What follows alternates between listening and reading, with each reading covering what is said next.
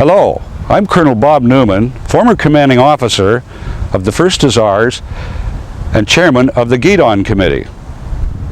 I would like to explain to you some of the history behind the events shown in this video. The Guidon of the Light Cavalry and the Armored Corps is the counterpart of the infantry color. Originally, colors were used as conspicuous rallying points in battle. Each regiment has only one distinctive guidon of crimson silk damask, embroidered in gold and carried on a pike. The guidon of the 1st Hussars has as its center badge the White Horse of Hanover over a coronet surrounded by the name 1st Hussars. All are within the national wreath of autumnized maple leaves and ensigned with the royal crown. Beneath is the regimental motto, Hodie non cra, today, not tomorrow. In the first canton or corner is the abbreviated name of the regiment, 1H. In the second and third, the White Horse of Hanover, denoting light cavalry, and the fourth contains the cipher of our reigning monarch, Queen Elizabeth II. Emblazoned are 17 of the regiment's 34 battle honors, representing the history of the regiment, those who have served, and those who have given their lives defending our Canadian way of life. The ceremony of trooping stems from that of lodging the guidon and derives its title from a troop or drum call. When guidons were used on active service, at the close of each day, they were formally escorted to the safe custody of their overnight lodging. As part of the ceremony, the guidon was borne in slow time through the assembled regiment to ensure recognition by all ranks during the confusion of battle. The 1st Hussars were presented their first guidon on 5 July 1967 by Queen Elizabeth II on Parliament Hill in Ottawa as part of Canada's centennial celebration. That guidon is being trooped and retired today. That ceremony will be followed by the consecration of the new guidon and its presentation by the Lieutenant Governor of Ontario. Prior to the parade, you will be entertained by a brief reenactment of Canadian military history, organized and presented by the Museum of Applied Military History from Brantford, Ontario. Good afternoon, ladies and gentlemen, and welcome to a very special ceremony. This afternoon, the 1st Hussars will be presented with a new regimental guidon by the Lieutenant Governor of Ontario, Colonel the Honour Henry Jackman. This is the first time a guidon presentation has been performed in the City of London. The 1st Hussars were presented their original guidon by Her Majesty Queen Elizabeth II during centennial celebrations at Parliament Hill. But all guidons begin to deteriorate with age, and since 1991, the 1st Hussars have been working hard to have a new one made to take its place. To begin this afternoon's festivities, I am pleased to welcome the Canadian Military Heritage Museum, who will perform a brief pageant covering several eras of Canadian military history. At the end of the 7 Years' War, the French regime had lost control of its North American colonies, and the British system of government was established in Quebec. Ironically, this removal of the French military threat allowed the American colonies to the south to flex their muscles. Soon, major political disturbances escalated into open rebellion against the British government, and the American Revolution was born. Contrary to the opinion offered by popular American historians, the rebellion against the Crown and Parliament was not embraced by the majority of the population. In many of the provinces, strong elements banded together in favor of the established government and support for British rule. This was particularly true of New York province, which provided more men in arms for the king during the 7 years of the rebellion than fought for independence and Congress. Our first group of demonstrators represents the largest American Loyalist regiment to defend Canada during the Revolution. This is the King's Royal Regiment of New York, which raised on the frontier 2 650-man battalions. The Royal Yorkers garrisoned the parishes about Montreal, down the Richelieu River, and west to the Niagara frontier. At the war's end, these United Empire Loyalist soldiers and those of their sister regiments settled from the current Quebec border west to Windsor, thus forming the first English-speaking settlements in Ontario. The Loyalist uniforms followed exactly the sealed pattern of the British line regiments, except that the coat color was provincial green, a color of proven utility which even today dominates military combat dress. The standard infantry firearm was a muzzle-loading flintlock smoothbore, affectionately known amongst the troops as the Brown Bess. This musket had been introduced in 1712 and with minor modifications served the British infantry through the Napoleonic Wars and the Second American War, which we call the War of 1812. The troops will now fire a volley of blank cartridges.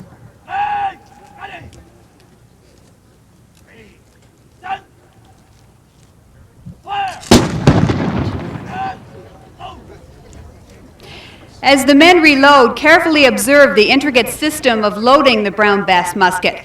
Each man primes the firearm using powder from a rolled paper cartridge, which he extracts from a pouch slung over his shoulder. He casts the musket about and enters the main charge into the muzzle and then rams the charge home with his ramrod. Trained infantry could fire 3 rounds per minute with the Brown Bess. Compare that to the modern C7 rifle, which delivers 10 times that number of aimed rounds in the same time. Here's the second round.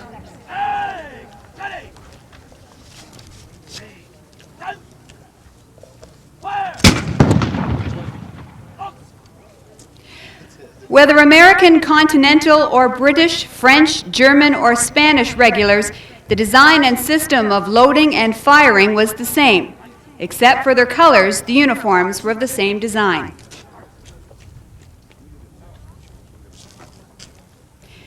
Military fashion led to many changes in uniform design, and headdress received major attention. The rakish cocked hat as worn by the Royal Yorkers gave way during the Revolution to a slouched felt hat quite similar to that still worn by Australian troops. However, practicality doesn't always win favor within a peacetime army, and the shako soon became the hat of choice for British regulars. Formed of a felt body, the shako mounted a large brass front piece and was thought to add height to the men, thus making them more prepossessing on the field of battle. The shako had a leather bill to shade the men's eyes, but otherwise was even less useful as protection from the elements than its predecessor, the cocked hat. Marching into view is a squad of Canadian militiamen of the 12th York Battalion of Infantry. Their headgear is a compact shako of smart appearance. This hat and the familiar red uniform were typical of British infantry of the 1860s period. The 12th York Battalion was formed in 1866 by an amalgamation of 5 independent volunteer companies of riflemen, 4 of which had marched to repel the Fenians who had raided into the Niagara Peninsula from the United States. Companies were based across the breadth of York County, from Scarborough to Lloydtown. The regiment's first commanding officer was Lieutenant Colonel William Jarvis, a grandson of an officer who had served with distinction in John Graves Simcoe's famous Loyalist regiment, the Queen's Rangers. Our squad of demonstrators are armed with muzzle-loading Enfield rifles. These were a vast improvement over the Brown Bess. Priming was no longer with loose powder. Instead, a small copper cap filled with an explosive compound was placed over the conduit leading to the main charge. When hammers struck the cap, the charge instantaneously ignited the main charge and discharged the ball. This priming cap was efficient in all types of weather, whereas the loose powder priming of the Bess required excellent conditions. The rifle barrel of the Enfield musket exhibited excellent accuracy as opposed to the Brown Bess, which had been extraordinarily inaccurate. The individual trained soldier of 1866 was able to consistently hit his mark beyond 300 meters. The Enfield rifle saw extensive use by both Union and Confederate armies during the American Civil War and was used throughout the vast British Empire. The 12th Yorks will discharge a volley.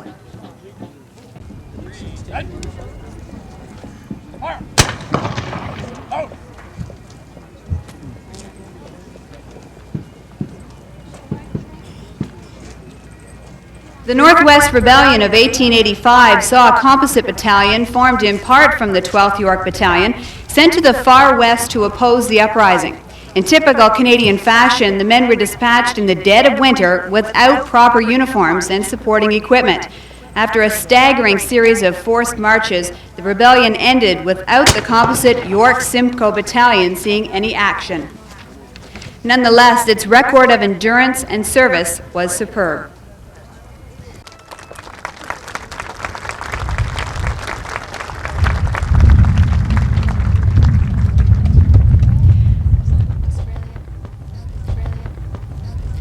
Our next section of demonstrators represents men of the 20th Battalion, Canadian Expeditionary Force of the Great War. This unit was drawn from many Central Ontario militia battalions, including the 12th York Rangers, an antecedent formation of the 12th York Battalion. Today, the many battle honors of the Queen's Rangers of the American Revolution, the 12th York Battalion, and the 29th Battalion, Canadian Expeditionary Force, are perpetuated in the Queen's York Rangers of Aurora and Toronto. Uniformed in khaki, these troops of Canada's 2nd Infantry Division are armed with the Lee Enfield No. 1 Mark III rifle, an excellent firearm designed which served Commonwealth troops from the South African War to Korea. The Great War of 1914 to 1918 was Canada's first major foreign military commitment. The Canadian Corps drew its strength from across the Dominion and in its final 2 years of the war was recognized, along with its Empire brothers from Australia and New Zealand, as one of the primary shock formations of the British Army. The Canadian Army was known for its tremendous technical innovations in infantry tactics, machine gun utilization, artillery effectiveness, and engineering capability. In the newly developed arena of air warfare, 3 of the top 5 British fighter aces were Canadians. The cavalry you see before you right now is similar to what the Hussars, when they originally were in World War I, would have been riding with the same kit.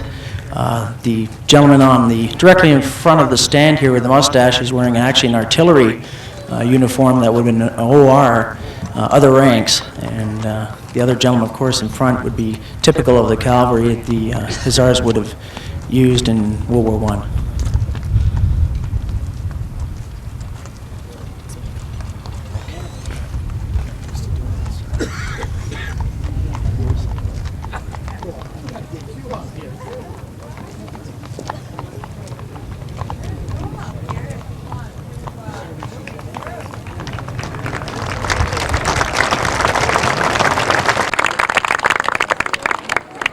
Entering now is Mike Roberts. He's riding a 1940 Norton C16, which would have been used by dispatch riders both for the armor during World War II. It's a 500cc motor, and he's decked out presently as Perth Regiment of Canada. And he's done a fine job restoring this from next to nothing. And it served in northwest Italy and as well as Europe. This next Jeep we have approaching here is a Willys Jeep. It was a Canadian batch order 505. The trailer is also the same batch order Canadian. This is one of only 2 Jeeps known to exist that was actually issued to the Canadian Army in restored condition, as well as the trailer, which the other ones are presently in Quebec. And as you saw, they're a workhorse for the military itself, and often considered one of the vehicles that actually won the war. The vehicle entering right now is a GPW, which was Ford. One of those vehicles you just saw go by was the Willys. Willys only had one factory, but they produced 400,000 of those Jeeps in one little factory. Ford, which had 3 factories, actually produced about 200,000. You'll see he's mounted with air-cooled 50. This was primarily used for air defense around air bases, as well as probably with the columns. And the vehicle itself, that one there, even though the paint is on it, the body has not been restored. And it's originally was brought back from Greece about 10 years ago. It was found in a hangar.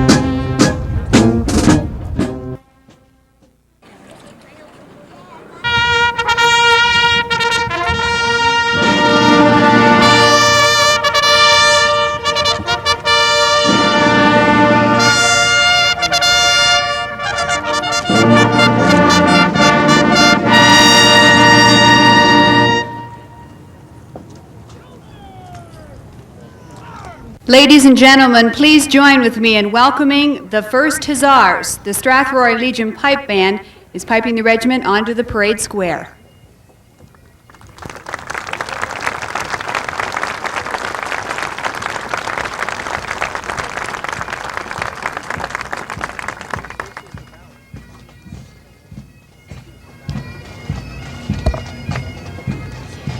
The regiment has a long and honorable history, which has been traced back as far as 1835, when a group of settlers in the London area began training in cavalry skills. When the British garrison left in 1856, it was these settlers who formed the 1st London Voluntary Troop of Cavalry.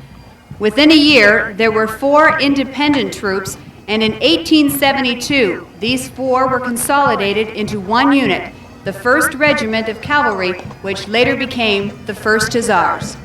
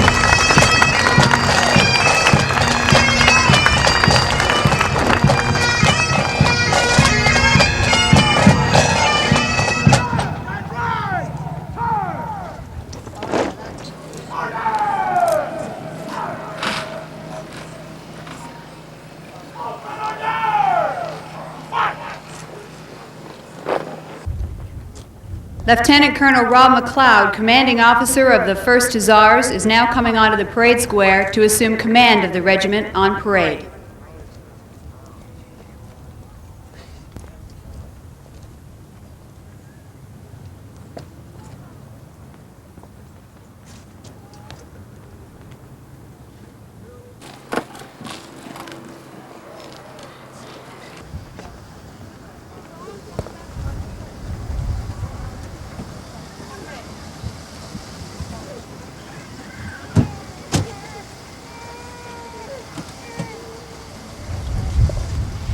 Now arriving, the Lieutenant Governor of Ontario, Colonel the Honourable Henry Jackman.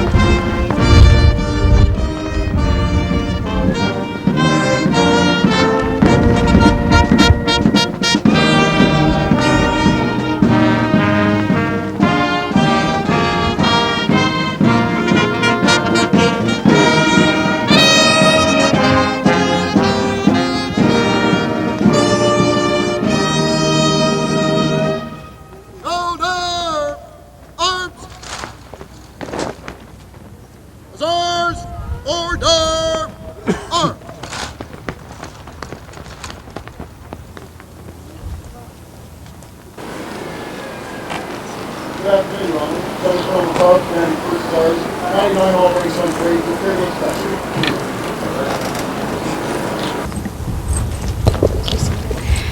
Ladies and gentlemen, please be seated as the Lieutenant Governor inspects the regiment. This afternoon, Colonel Jackman is accompanied by Lieutenant Colonel Wright, who is the aide-de-camp for the Lieutenant Governor and former commanding officer of the 1st Hussars.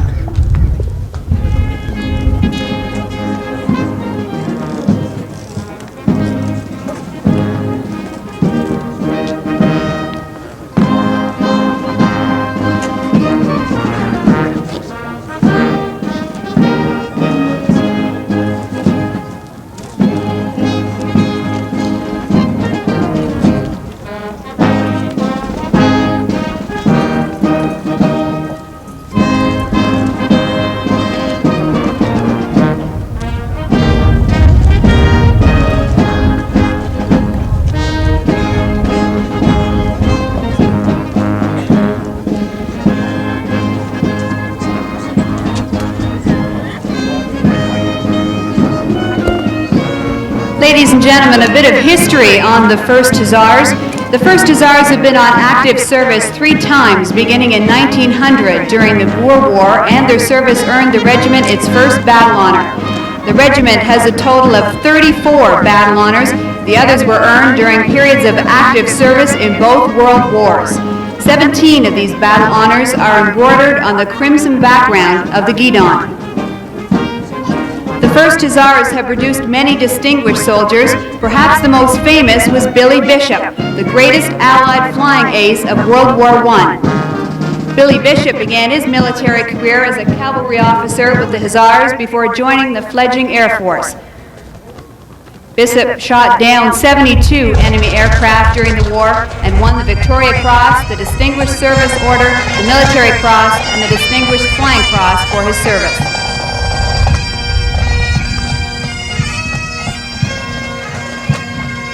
In World War II, the 1st Hussars were the first reserve unit mobilized in Canada. They also led the ambitious armor assault onto Juno Beach on D-Day, June 6, 1944, and were the only unit in all of the American, British, and Canadian armies to reach their objective on that momentous day. The 1st Hussars fought with distinction through Belgium and Holland and ended the war in Germany. During this period, individual members of the 1st Hussars won 72 decorations, certificates, and mention in dispatches, more than any other unit in the 1st Canadian Army.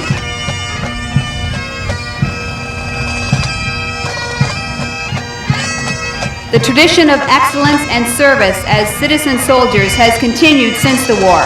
In 1867 and 1991, the regiment won the Worthington Trophy as the best reserve armored unit in the Canadian Army. The 1st Hussars members have also participated in past and present United Nations peacekeeping, including current taskings in Cyprus and the former Yugoslavia. There are currently 3 1st Hussars serving with the United Nations peacekeeping force in Cyprus.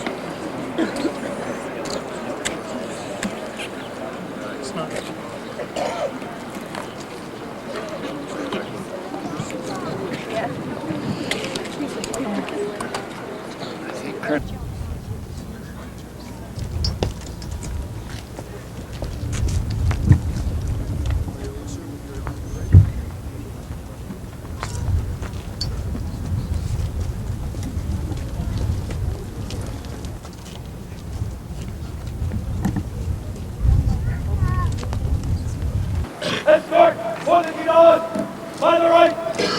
Ready! March!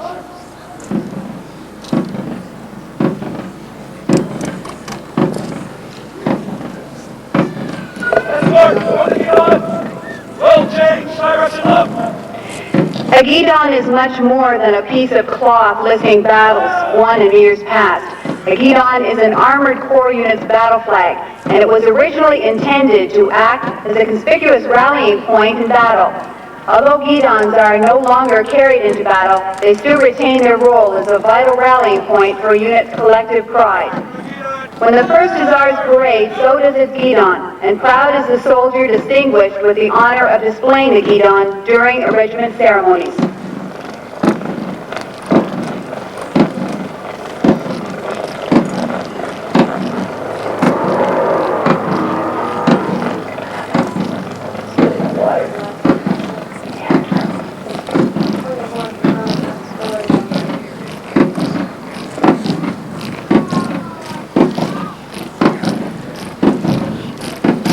Escort for the Guidon! Halt! Escort for the Guidon! Open order! March! Escort for the Guidon! Right! Dress!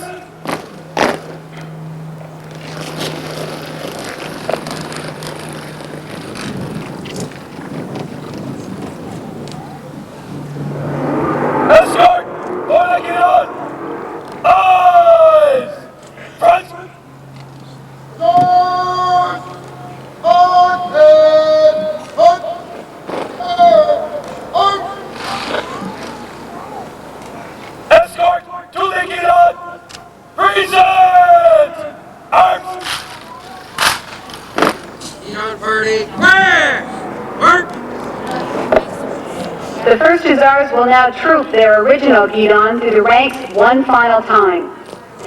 The Guidon is displayed by Master Warrant Officer Scott Wilkinson, the Senior Master Warrant Officer of the 1st Hussars. Escorts to the Guidon are Sergeant Paul Brzezowski and Sergeant Phil Warner. Each regiment is entitled to hold only one Guidon at a time, and at no time will there be 2 Guidons unfurled on parade. Only after the original Guidon has been trooped through the ranks of the regiment and marched off the parade square will the new Guidon be unsheathed. The old Guidon will only be paraded once more, when it will be laid up and put on display at the 1st Hussars Museum sometime this fall. Escort to the Guidon! Slow! March!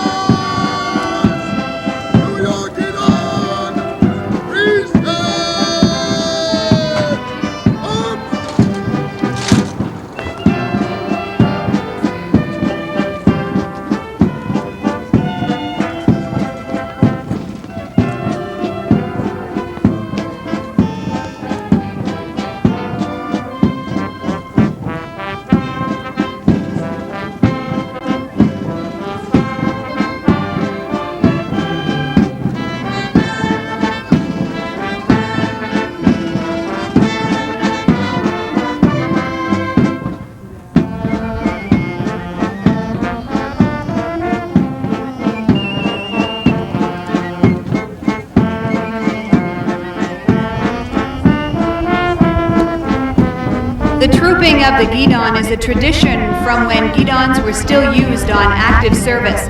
At the end of each day, the Guidon was formally escorted to the safe custody of the regiment's overnight lodging in a building or tent.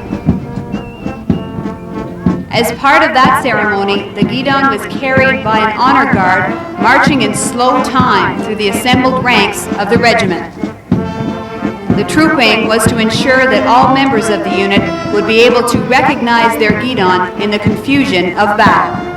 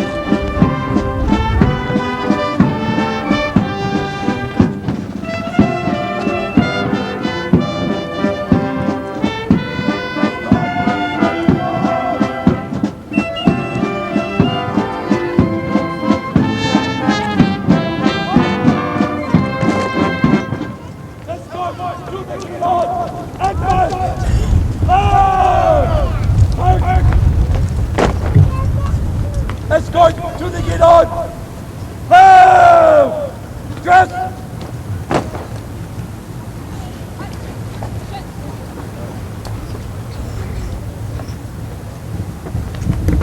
Escort to the Guidon! Eyes! Dress! Escort to the Guidon! Present! Arms!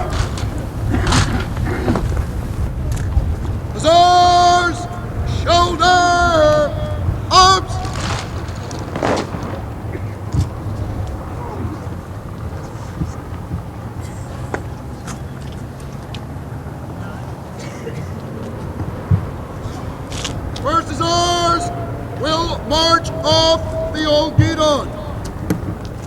To your Guidon, freeze head! Up! Guidon party, slow! Work!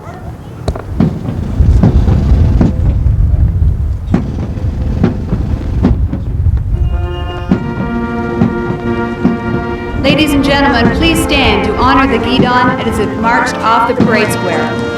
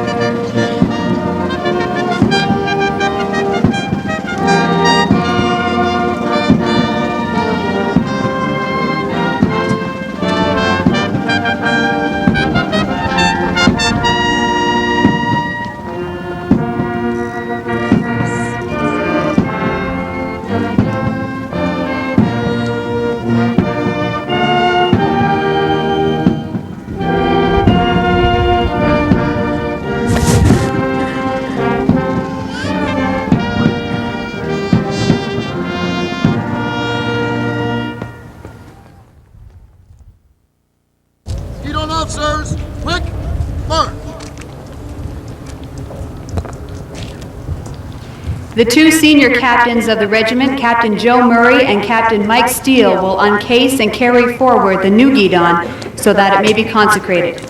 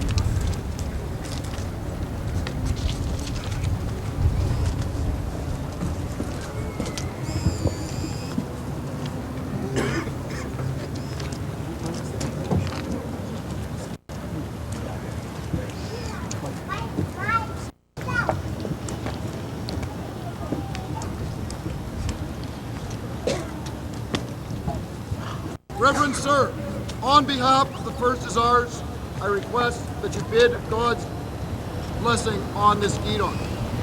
We are ready to do so. Hussars, remove headdress. Stand at ease. Stand easy. People traditionally have made for themselves signs and emblems of their allegiances to their rulers and rallied around them to uphold the good order of their society. So do we, remembering that God Himself led His people by a pillar of fire by night and a pillar of cloud by day.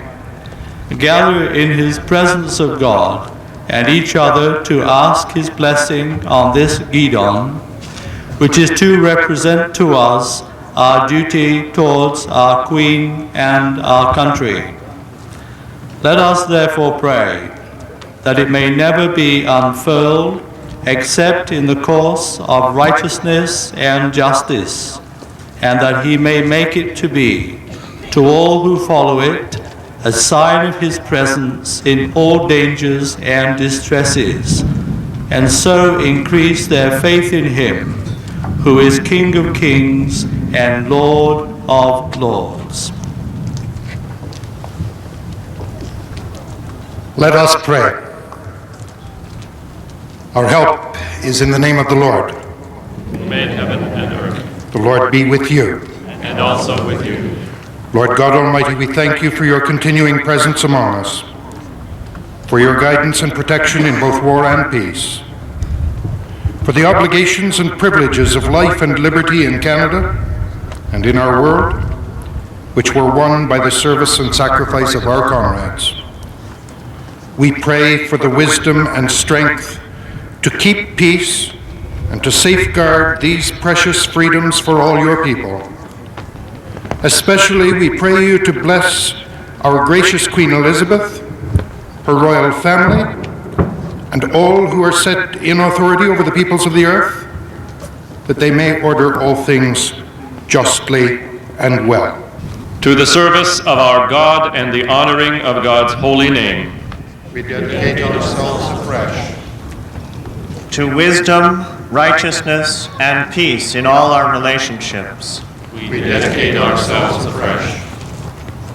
To the protection of all, We dedicate ourselves afresh. To the preservation of order and good government. We dedicate ourselves afresh. To the hallowed memory of our comrades, whose courage and faithfulness add undying luster to this emblem. dedicate our Guidon.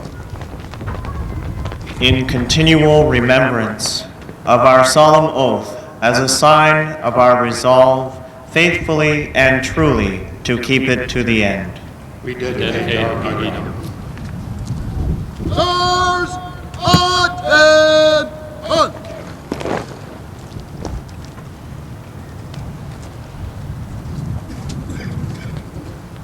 We pray God, Father, Son, and Holy Spirit, to bless and hallow this Guidon, which we do consecrate and set apart for His good purpose among us. May it ever be for us a sign of our duty towards our Queen and our country in the sight of God. Amen.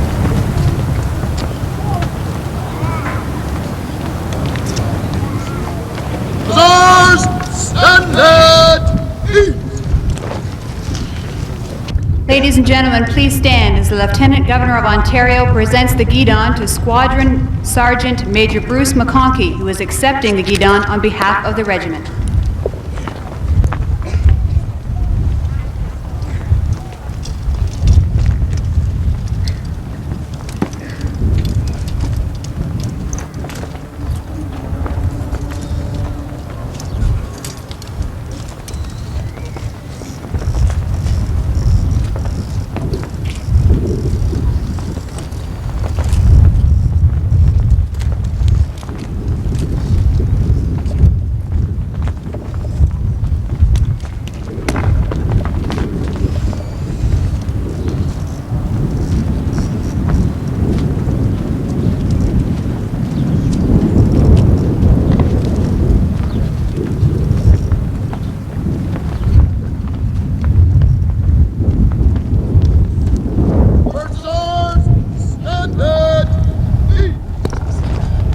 Please be seated.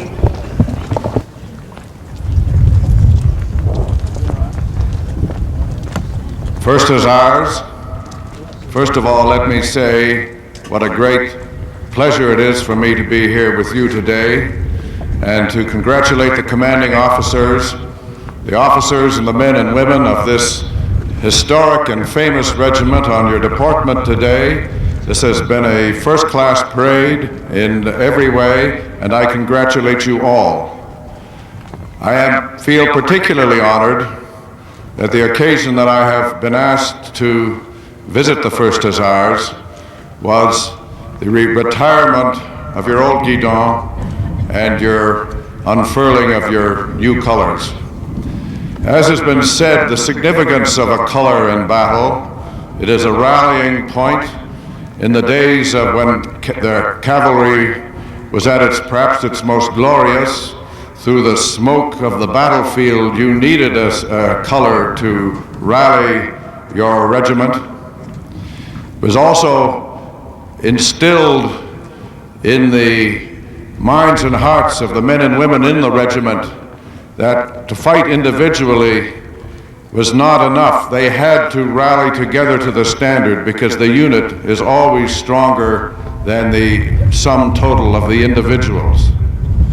Guidon then became, the battle honors were added to the Guidon, so that it was a remembrance of the great glories of the regiment.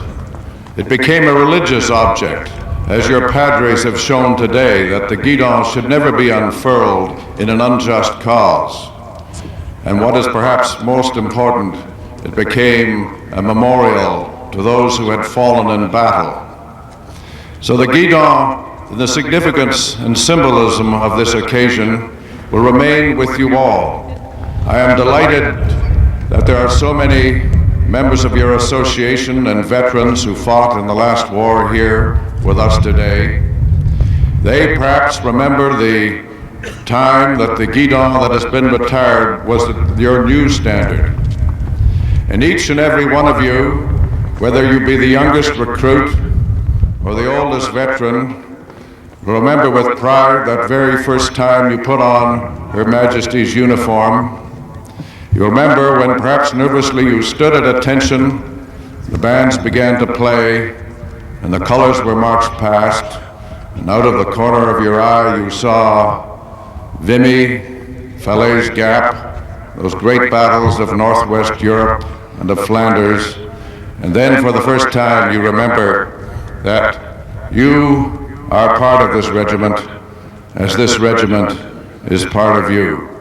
I am honored to be here. I am delighted that you have chosen me to officiate this ceremony. I am doubly proud. I salute you all.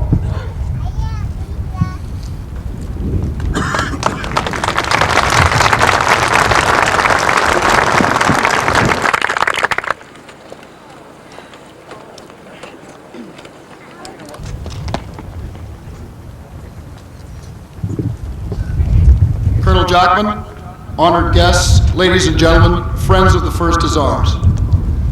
You do us honor by joining with us in this very special day in the history of this regiment. 137 years ago today, concerned citizens banded together for the public good. The 1st Hussars and its antecedents have continued the service of Canada and this province throughout the world and throughout the vast dominion that we are a part of. Hussars have served on the veldt of South Africa, through the mud and the blood of the trenches of France and Flanders, through the beaches and bocage of Normandy, through to the polders of Holland and Belgium. Since the cessation of hostilities, Hussars have gone on to serve in Korea, Egypt, the Golan Heights, Cyprus, and throughout Northwest Europe as part of the NATO forces. Today, this tradition of overseas service is alive and well. For, as I speak, 3 Hussars are serving with the United Nations force in Cyprus.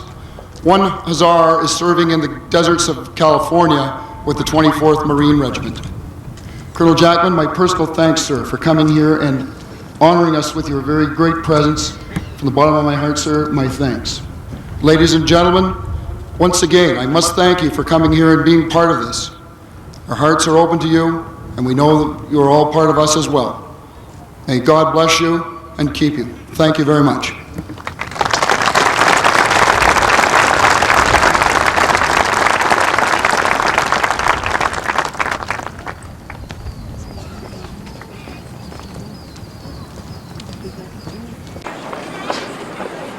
We'll march past in slow and quick time.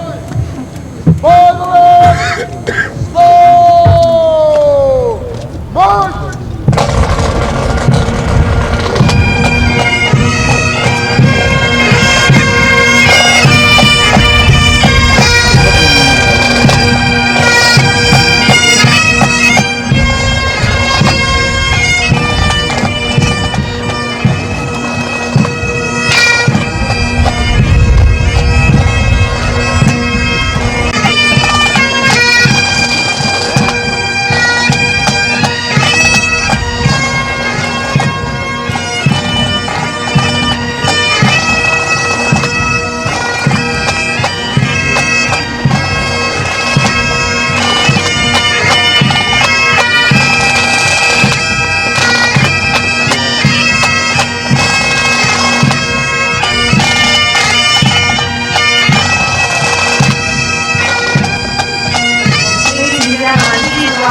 Guidon is being carried past the stands.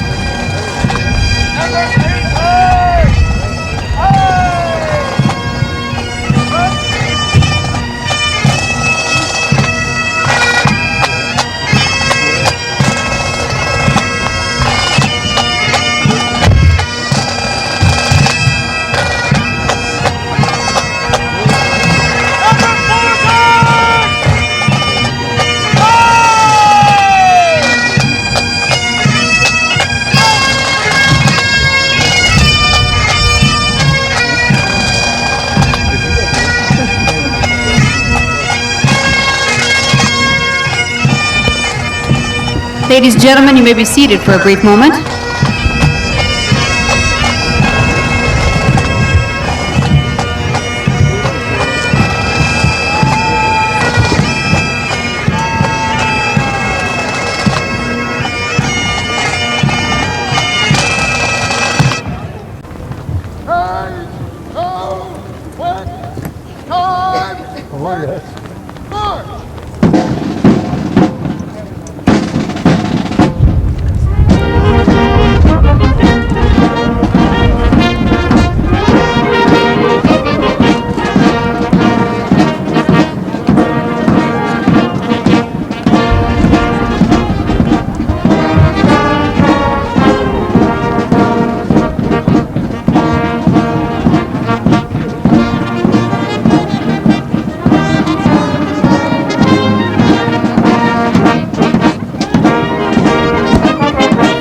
Ladies and gentlemen, please rise once more while the Guidon is being carried past the stands and remain standing for the advance in review order.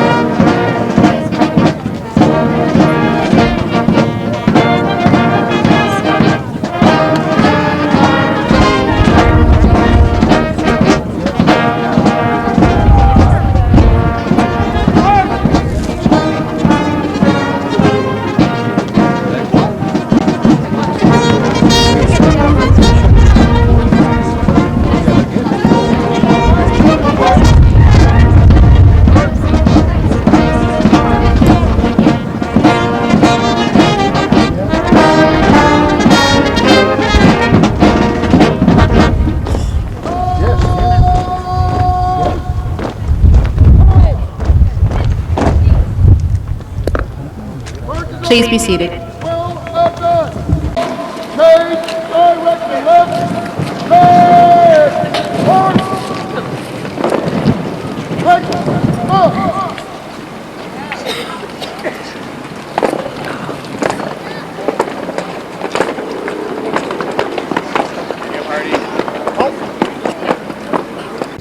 First Hussars will advance in review order. Please stand. Quick! March!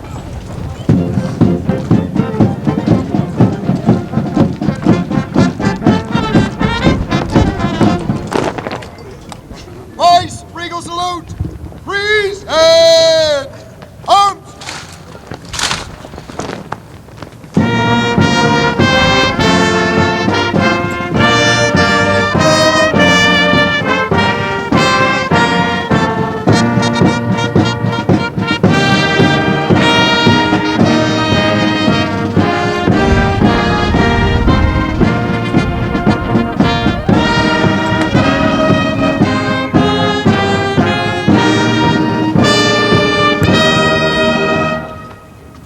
Shoulder!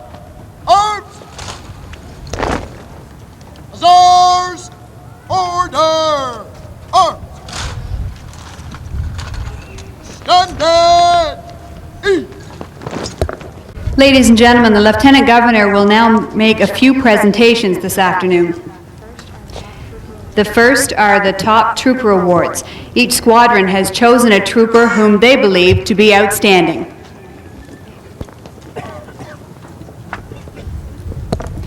From A Squadron, Trooper Nielsen.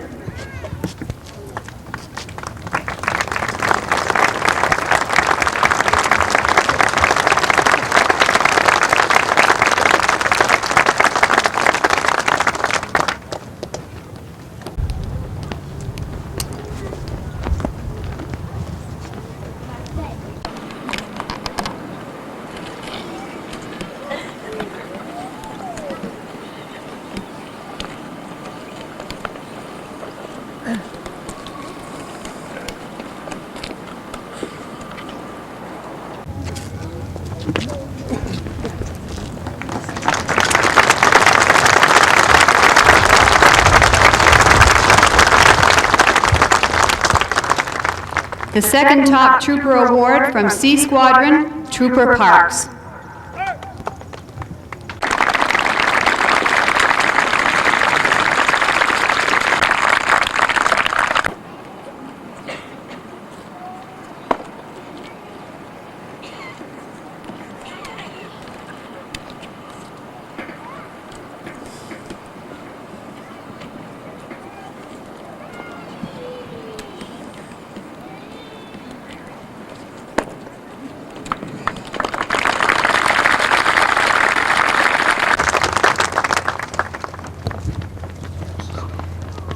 Lieutenant Governor will now present Canadian Forces declarations. Sergeant Cecile for 12 years of distinguished service.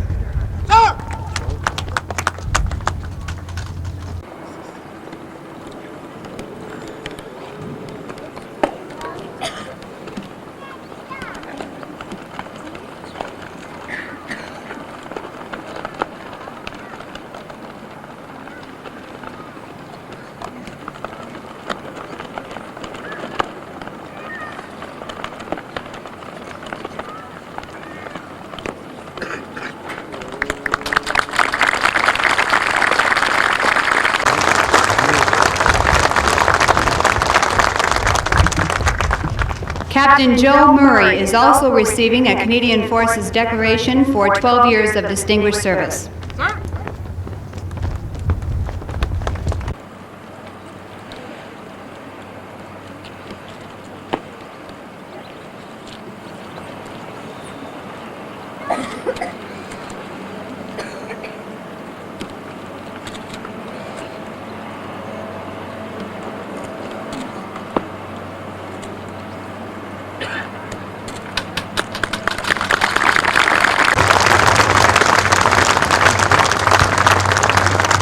And the Canadian Forces Decoration First Class goes to Warrant Officer McGregor for 22 years of distinguished service.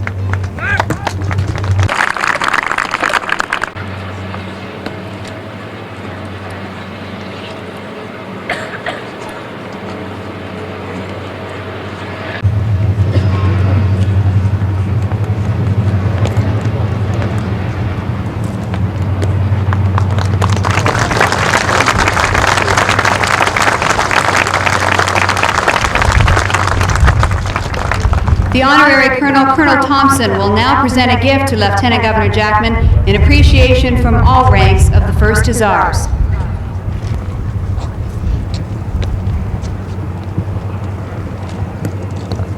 The gift is a print to commemorate this Guidon presentation.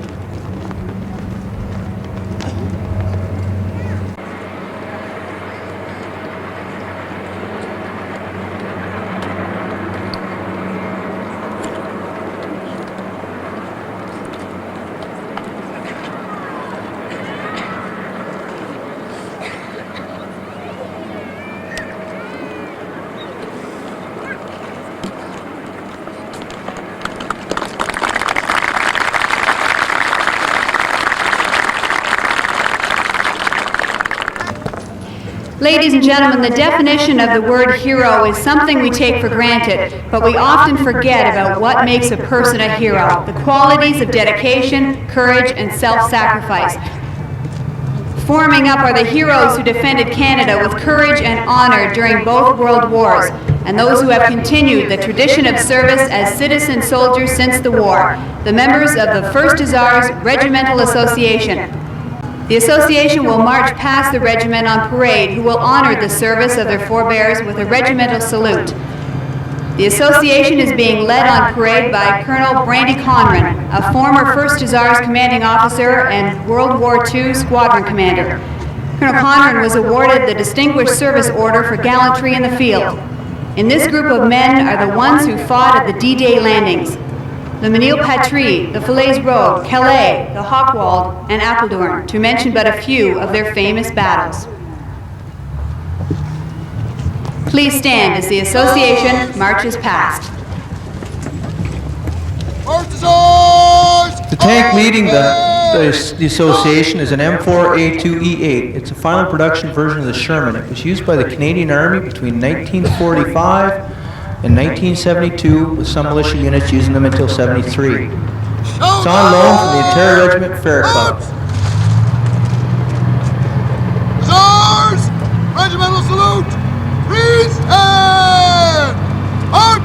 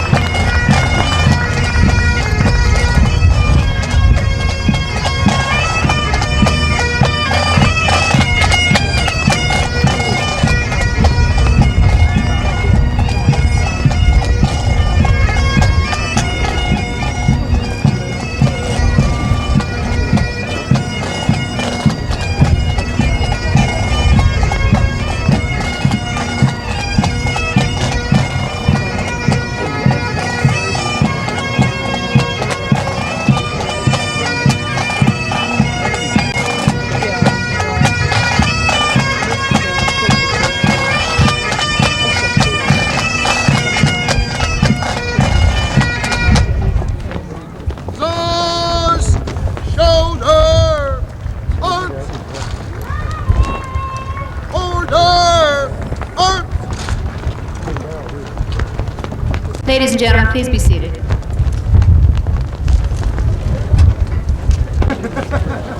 Hussars! Shoulder! Arms!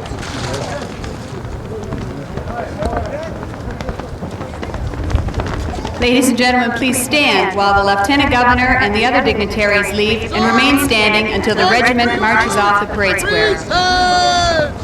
Arms!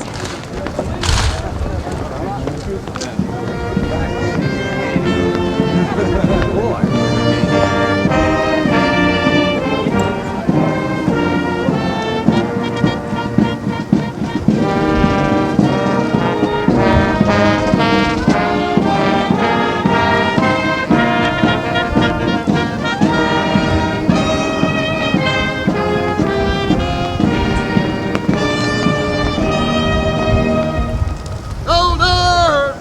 Arms!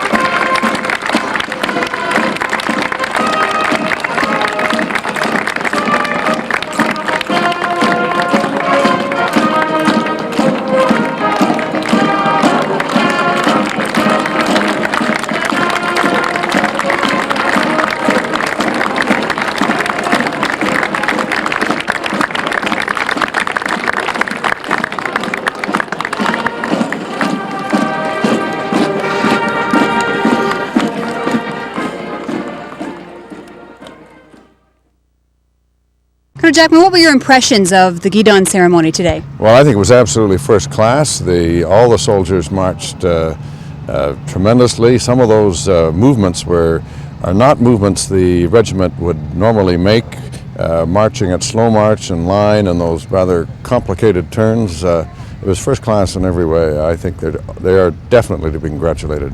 You've been to quite a few Guidon ceremonies. Is it always an emotional time for you too? Well, it's a very emotional time for people who have been in the regiment, particularly those who have served before. And there were, at the end of the ceremony, you remember the members of the association who are the veterans from the last war. And there were 100 of them. And I've never seen so many veterans. Remember, that's almost 50 years ago. And they were out there, and some were in wheelchairs, and some were being helped by canes and crutches, but they were there.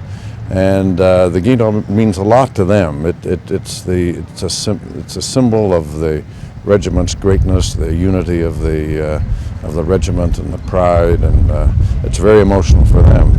And that makes it emotional for me too, because they are our heroes.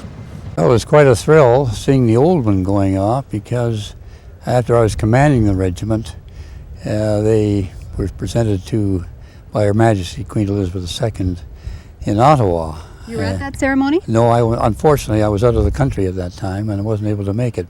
But Colonel Phipps was commanding officer at that time, and it was a very fine ceremony, I understand. Now, seeing the new and march on parade, to me, I was sort of apprehensive regarding the whole matter because I still had a soft spot for the old Guidon. But a Guidon to me means something when you're in the military over a period of years. You get the idea that it's it's a battle honor to start with, and it's a rallying point. I could say more, but I think that's sufficient, Jane, on this particular occasion. They brought tears to my eyes anyway, because to see the old Guidon marched off, because when you see the old Guidon marched off, I think of Harry Clough, who was our warrant sergeant at that time, who received the original, the one that we were marching off, received it from the Queen in Ottawa. And, you know, I think very much of Harry Clough when I think of the first Guidon that we received. And I thought our troops, when we look at them as just young soldiers that are participating on a weekly basis, and they did a very impressive job as far as I was concerned. And I think most of the people that were there as spectators. Any tears shed when the old Guidon was being marched off? Yes.